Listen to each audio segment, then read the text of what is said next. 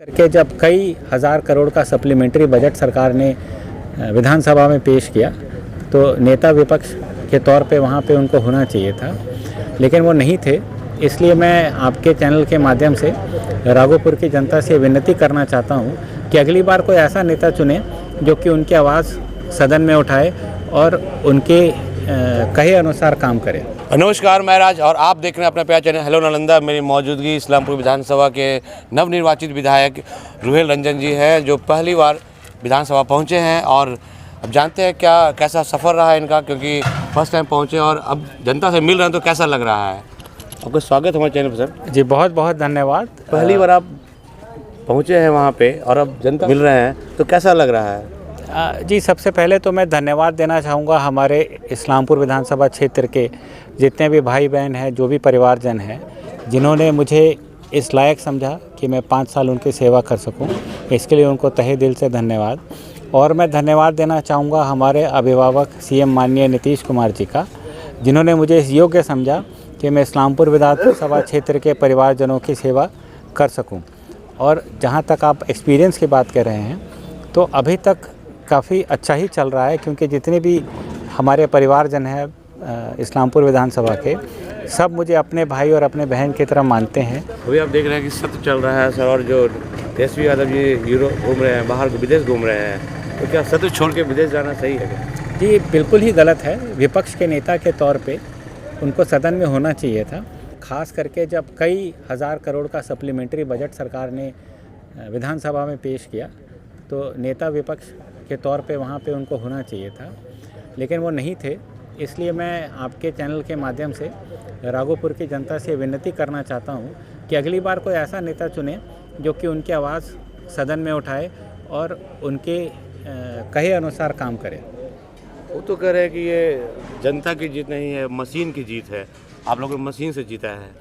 देखिए, ये बात मैं पहले भी बोला हूँ और आपके चैनल के माध्यम से दोबारा भी बोलूँगा कि वोट पड़ते हुए भी सीसीटीवी में है, और वोट जहाँ पे मशीन रखी गई थी वो भी सीसीटीवी में है, और काउंटिंग तक सीसीटीवी में है। यानी कि मशीन खुलने से लेकर के और वोट काउंटिंग तक सब सीसीटीवी में है। अगर किन्हीं को किसी बूथ पे डाउट है तो उसका सीसीटीवी फुटेज वो चेक कर सकते हैं। और सबसे बड़ी बात यह है कि हर बूथ पे उनके दल का भी एक पोलिंग एजेंट था। तो मान लीजिए कि किसी भी एक बूथ पे अगर 1200 वोट हैं और 700 वोट पड़े, तो उनके पोलिंग एजेंट ने भी 700 वोट गिने। तो अगर काउंटिंग के समय 705 वोट अगर निकला होता तो बाकायदा हल्ला मचाया जा सकता था, लेकिन ऐसा तो कुछ हुआ नहीं, क्योंकि बिल्कुल निष्पक्ष चुनाव हुए हैं।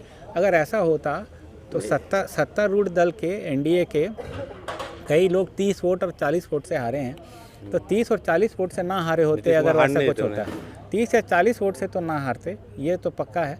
इसलिए बिल्कुल ही निष्पक्ष चुनाव था। ये जनता का जनाधार है, क्योंकि वो उन लोगों में से कोई भी ज़मीन पर रहता नहीं है, इसलिए किसी को वास्तविकता से दूर दूर तक का कोई नाता नहीं है। वो आरोप लगा रहे हैं कि आप लोगों ने 10,000 दे के चुनाव से पहले, चुनाव के टाइम में भी दिया आपने 10,000, उससे जनता प्रभावित हो गया है। आप लोगों ने चीट किया है उनके साथ। बड़ी दुख की बात है। मैं आपके चैनल से फिर बोलना चाहूँगा कि उनको ये पता ही नहीं है कि 25% महिलाओं को ही पैसा मिला था वोट देने से पहले। अभी भी पैसा दिया जा रहा है और आगे भी उनको पैसा मिलेगा। उनको वास्तविकता से कोई मतलब ही नहीं है, और उनको इससे भी मतलब नहीं है कि ये 10,000 रुपये हमारी माताएं और बहनों को रोज़गार करने के लिए दिया जा रहा है। लगता है उनको महिलाएं रोज़गार करें पसंद नहीं है, शायद इसलिए वो ऐसा बोल रहे हैं। इस 10,000 रुपये से जितने भी हमारी माताएं हैं और बहनें हैं वो रोज़गार करेंगी, और आगे जब 2 लाख रुपए मिलेंगे तो अपने साथ साथ और लोगों को भी रोज़गार देंगी। जब महिला सशक्त होती है तो परिवार आगे बढ़ता है, और परिवार आगे बढ़ता है तो राज्य आगे बढ़ता है। आपको क्या उम्मीद था कि इतना बड़ा जीत होगा आपके पार्टी का और आपका भी इस्लामपुर से? क्या कुछ ऐसा किया आपने जो इसके पहले विधायक थे उनको आपने चित कर दिया?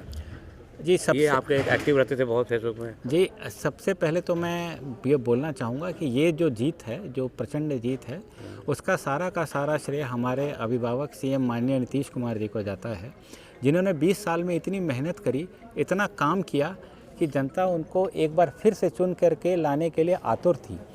इस पिछली बार किसी गलती की वजह से कम सीटें आई थी, जनता दल यूनाइटेड को। आपसी कलह से कोई ऐसा तो इस बार जनता ने दुगने दम से उनको वोट दिया और ख़ास करके हमारी जितनी भी माताएं हैं और बहनें हैं, उन्होंने अपना दुगना दम लगा करके हमारे सीएम साहब को दोबारा जिताया है। उसके लिए मैं हमारी सारी माताओं और बहनों को एक बार धन्यवाद भी देना चाहता हूँ। किस बात को लेकर यहाँ पे आपने बैठक किए थे और गमछा बांटा जा रहा था? क्या जीत के लिए? जी, यहाँ पे हम लोगों ने आज कार्यकर्ता सम्मान समारोह रखा था।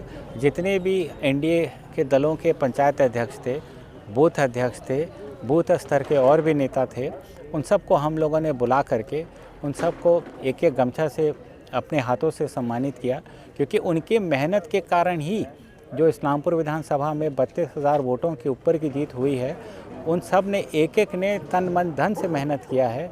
इसलिए बहुत ज़रूरी था कि शपथ लेने के बाद आते ही पहला दिन उन सबको सम्मान दिया जाए। मेरे साथ ये रोहिल रंजन जी थे, जो पहली बार जीत के विधानसभा पहुंचे हैं और ये अपना पहले भी समय देते रहते थे, लेकिन अब जो है जब ये पावर में है तो जनता इनसे उम्मीद करता है कि ज़्यादा से ज़्यादा हम अपना काम करवा सकें, ज़्यादा विकास कर सकें। फिर से काफ़ी एक्टिव थे उस टाइम, और क्या क्या बातें कहते थे सर? जब हमारे विधानसभा में एक युवा प्रत्याशी, पढ़ा लिखा दमदार व्यक्ति आए, ब्रिक्स का ट्रेजरर आए, तो हम उनके समर्थन में, हम क्या पूरे युवा थे, हमारे क्षेत्र के पूरी महिलाएं थी, सभी लोग थे, सारे लोग थे। क्या करना चाहेंगे विधायक जी के बारे में? विधायक जी तो इस्लामपुर के लिए जो हमारे नेता नीतीश कुमार एक नमूना पेश किए हैं, उस पर एक खरा उतरेंगे।